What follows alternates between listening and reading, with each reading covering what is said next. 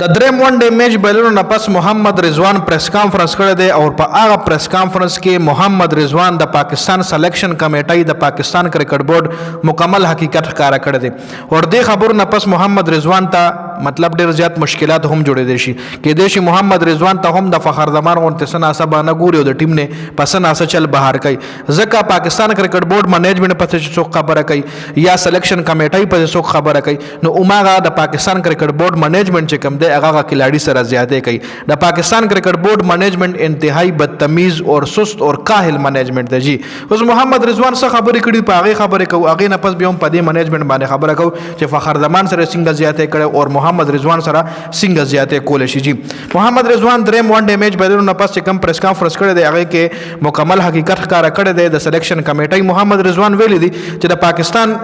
یو صحافي ته پوښتنه وکړه او پاکستانی صحافي ته پوښتنه وکړه چې وجه سره د پاکستان ټیم روستر وځه خطر روان دي پرفارمنس نشتر روستر وځه ډاون را روان دي نو محمد رضوان ولوي چې د پاکستان کم ټیم دی دا کم پلینګ 11 دا زما په خوخه باندې نه جوړ دي کې زما هیڅ قسم انوالومنت نشته دا ټیم لکه خبري مطلب دا چې ټیم برنه سلیکشن کمیټه جوړي کپتان برای نام کپتان دی چې په ټیم کې سه بس په نوم کپتان دی نور سکواډ پلینګ 11 چې کم دی هغه برنه تیاریږي کوز د په یو کلاړي باندې د کپتان زړه ویم نه او چې کوچ ولوي کې جاوید صاحب چرور بازار به لوبه کړه دی او کړه دی نه دی خدا کلاړي بدن سره لوبه نو اس کاغه کلاړي نه بیا کپتان کار نشي اشتیا کلاړي د کپتان د سټانډرډ نوي ځکه کپتان چې کم دی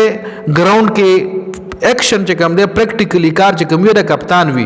باقی په پیپر ورک یا میټینګ کې اکار د سلیکشن کمیټه وي خو پریکټیکلی هغه کلاډیو نه کار ایشتل پریکټیکلی هغه د کپتان کار وي نو چې یو کپتان یو کلاډی نه کار نشي غشته بالینګ ته نشي ایشته یا ته بیټینګ په نشي کوله نو بیا هغه کلاډی په ټیم کې یو کوچ شامل کی یو سلیکشن کمیټه مشر شامل کی نو بیا هغه کپتان ته مشکلات جوړي نو دې ځکه رضوان ویلي دي چې زه برای نام کپتان ما